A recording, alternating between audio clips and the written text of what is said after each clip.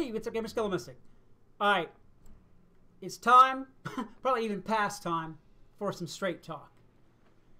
It doesn't matter what area of this game you go in, or what day you play in, or what social media you follow, or anywhere you go even.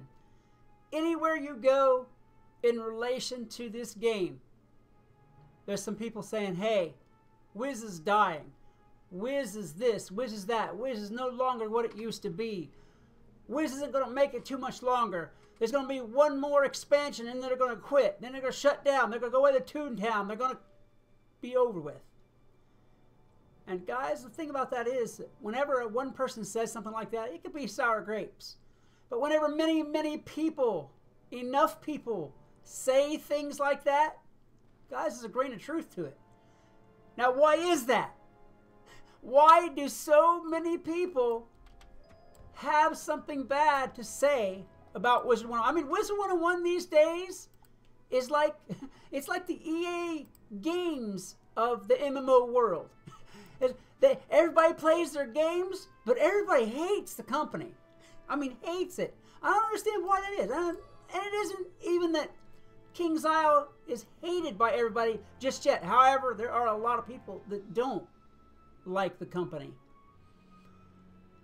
In this video, I want to talk about some things that I feel that King's Isle and Wizard101 could and should do to improve this game, to stop the bleeding, and hopefully cut off the chance they're going to die out.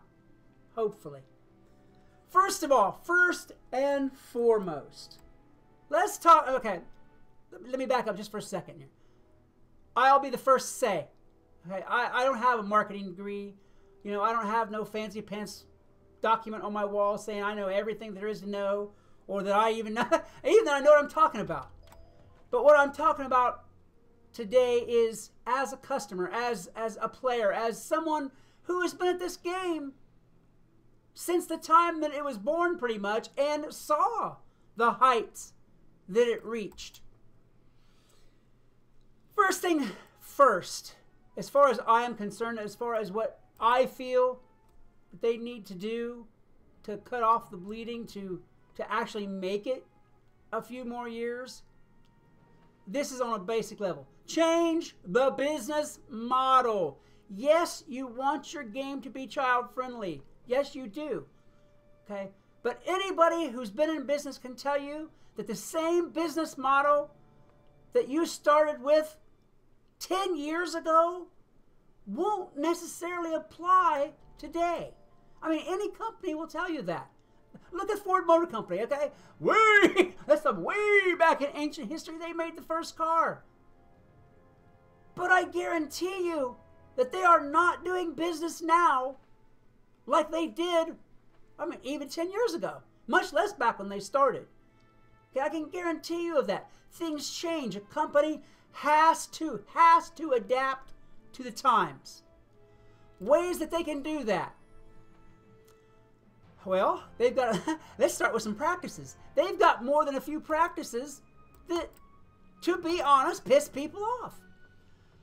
I will be the first to admit, there's a bunch of people, and there's a bunch of people in here who act like some immature asshats and do things they shouldn't do and need to get gone. I will agree. You know, again, this being straight talk, this is going to be one of the straightest talk videos I've ever done. There are people like that who need to get gone. Get gone quickly and stay gone. Yes, there most definitely are. But I also personally, and I'm sure that you guys do too, have several decent friends who I know as decent people who are no longer playing because they got banned, because a bunch of people reported them for something. You know, it might have even been a small something. It might have even been a nothing, because I've seen, you know, a bunch of people get together, you know, say one of them beat one of their friends at PvP. Well, a bunch of them decide they're going to get together in a group and spam report them, and then slam bam, thank you ma'am, that person is banned. No questions, no, you know, no appeals, no nothing. They're just banned. And you can't do that to your customers. Okay, they are your customers. Especially if they're Crowns players like me, who regularly buy Crowns, who regularly spend money on packs, who regularly buy bundles, who regularly do all those things. Okay, it's just face it. This is. I'm sorry. I'm starting to get a little bit fidgety in my speech here because this just really burns me. You can't do that. You can't cut off your customers and expect to survive as a company. You cannot do it. But that's what's happening. This whole spam reporting thing that manages to go on because, well, what happens is they've got a bot, not a real person, that does the banning a lot of times, and the bot doesn't care. It sees a bunch of reports and it bans. It does what it's programmed to do. That business model does not fit these times. Sure, we are in an automated world these days. Sure, but well, if the automation is killing your customers off, I'd say that automation needs some looking at. I would say bans just because somebody doesn't like somebody else are still, even now today. As a matter of fact, one of the things that made me think about this particular subject on this particular video was someone who wrote me, I think it was yesterday, someone that I know that is another person who thinks that I have some pull with King's Isle just because I make videos about this game and just because I have a little bit of a fan base. People come to me all the time and say, hey, this happened to me, this, and this, and I feel I was banned unfairly, but they won't talk to me. Can you help me? And I feel bad, honestly. I feel bad whenever I have to tell people, guys, you know, I'm sorry, I don't have any say with King's Isle. I would like to help you, but I can't. Now, don't get me wrong. If it's a person I don't know, I always kind of take the story with a grain of salt and say, okay, well, you know, what else was there that I'm not hearing about? You know, what are you not telling me that you did? And I'm not trying to paint that person as guilty, but, well, there's usually two sides to every story. However, in this instance that I'm talking about, I know the person, and I know that they are really have nothing but good intentions, and I'm pretty sure they got banned unfairly.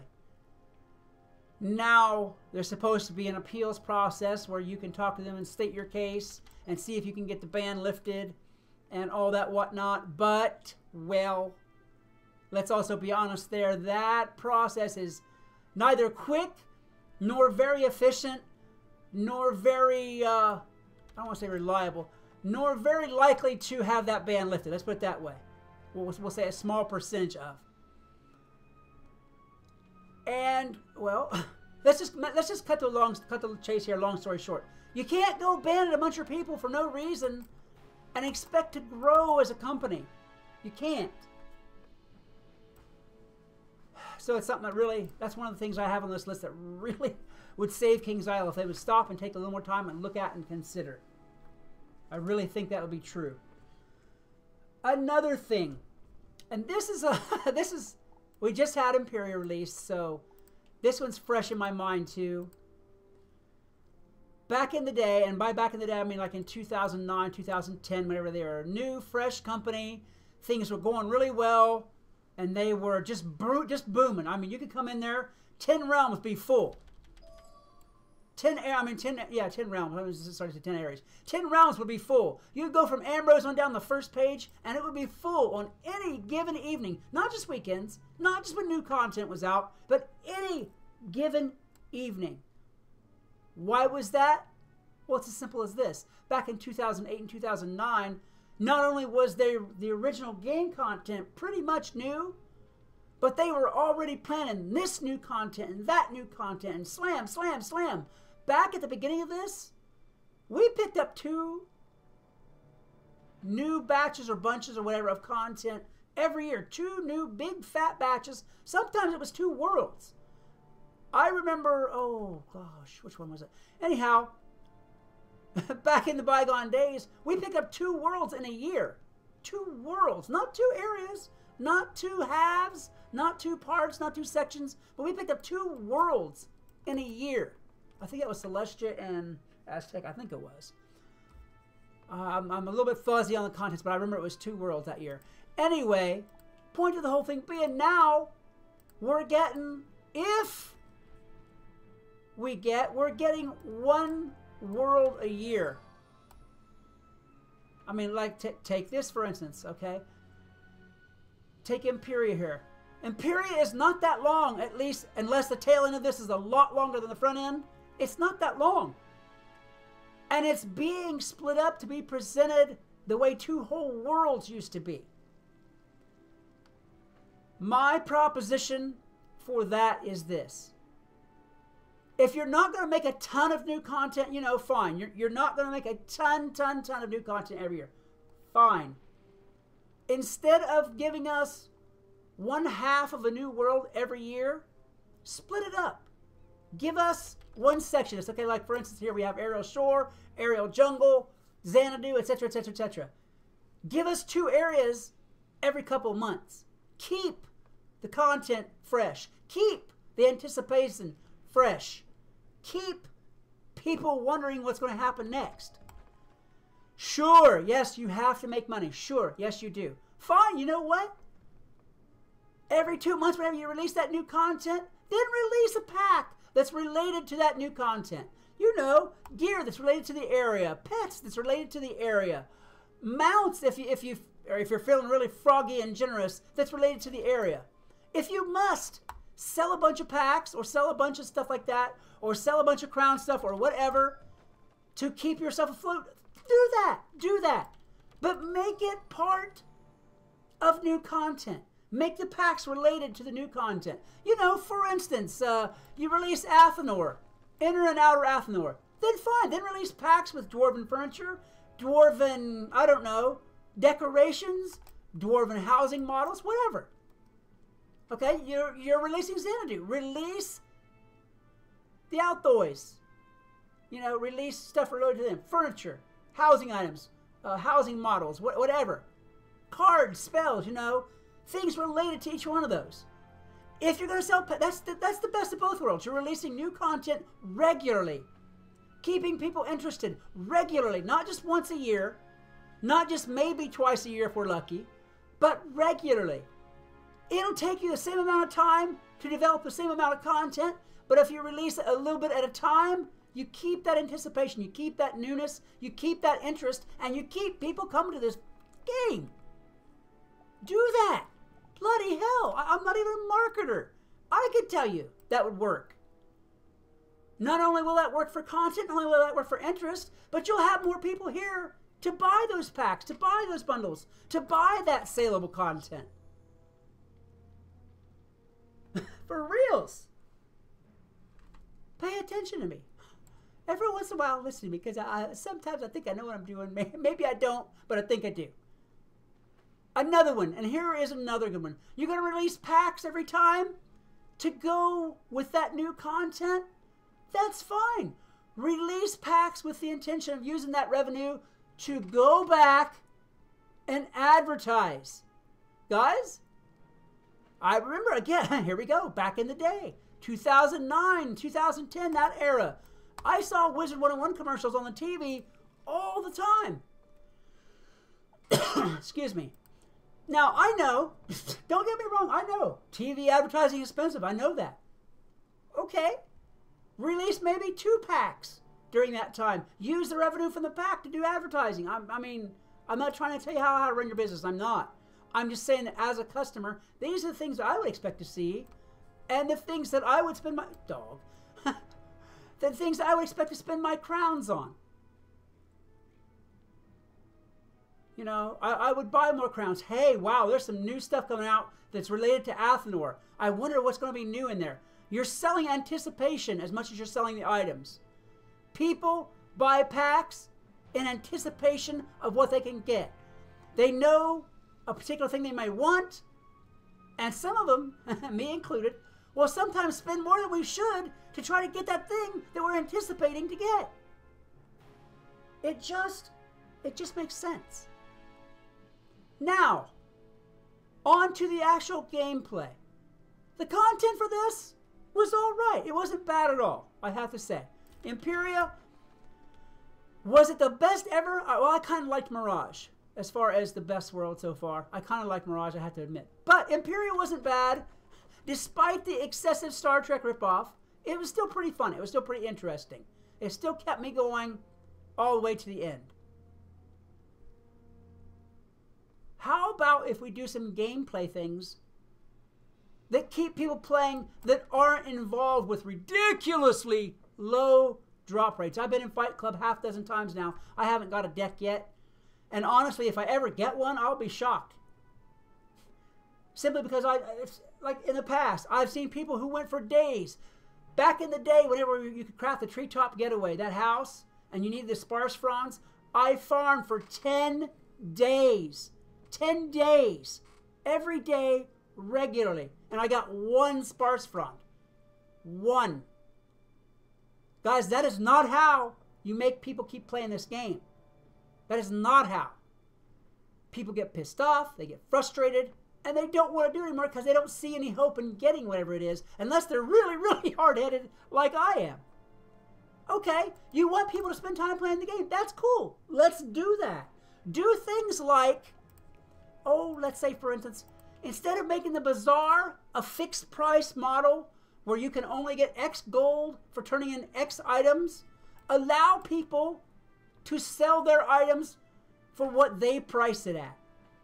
I promise you, if you had someone in there right now who had, say 10 of those PvP participation trophies, and they had them in there for 500,000 gold a piece, someone would be buying those. Someone would save up that gold and buy those participation trophies. And that someone who received that 500,000 gold, of course, minus the bazaar's cut, because the bazaar should have a cut. Why not? And they can make some gold that way. But the person who sold those PvP participation trophies would be very happy to go and spend some gameplay time to get more. This ether dust and ether ore that I'm looking for right now, if that was in the bazaar and someone was selling them for 50,000 or 100,000 gold each, someone in this game would buy them. Okay? That would then encourage that person to go back and spend all kinds of time farming for this stuff, even more on past the point where they got enough to craft what they wanted. Because what happens now is people spend so long farming this stuff just to get enough for them to make what they wanted to make, and then they don't fool with it anymore because it's annoyingly hard to get a bunch of it. Annoyingly hard. You want to keep people playing? Keep people playing by opening up the bazaar. Make this a free market system. Okay? Allow people to decide what they want to charge for their effort and go on with it. If they're crazy and people don't want to pay it, well, people won't pay it. I mean, trust me. Self-preservation and well, for lack of a better word of putting it, greedy stinginess runs rampant in people. If it's priced too high, they won't buy it. And that's that person's problem. They'll have to lower their price and make it competitive. But I personally, I would much rather spend time farming for something that I'm going to make a decent thing off of than I would just to farm limited content and then be done with it and then have nothing else to do until the new content comes out. Okay, that's just, it's just good business. Business, that's a business. It's just good business. Really. Guys, what do you think about this? This is what I think. I think these are all good, solid, valid ideas. And King's Isle, please, Tom, if you're out there watching my video, please listen to this. At least take some of this into account. If it's possible to do, why wouldn't you do it? I hope this helped everybody who's listening here out. Maybe it'll give you some ideas of your own. Who knows? This might actually lead somewhere. Guys, if you enjoyed this video, please hit that like button, a good hard smash as well. Subscribe, share, yell my name to everybody you know, because, boys, I would love to see more of you around here. If you want to hang out with me on Twitch, I stream pretty much every night of the world, pretty much. 9:30, 10 p.m. Eastern Time is when I usually start. We do a lot of different farming of various things. If you're having some trouble farming a particular thing or you can't find a team, you might get lucky and come in with us. You know, hey, you're more than welcome to hang out, and you're more than welcome to participate if we have a spot for you. Until next time, this is Skelemystyk reminding you that whatever else you do, always love the game. Peace.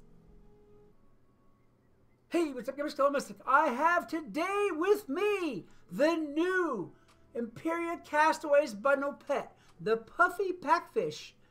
Here he is, as you can expect. He's about the biggest-eyed, cutest little thing ever, because it seems to be that's the kind of pets that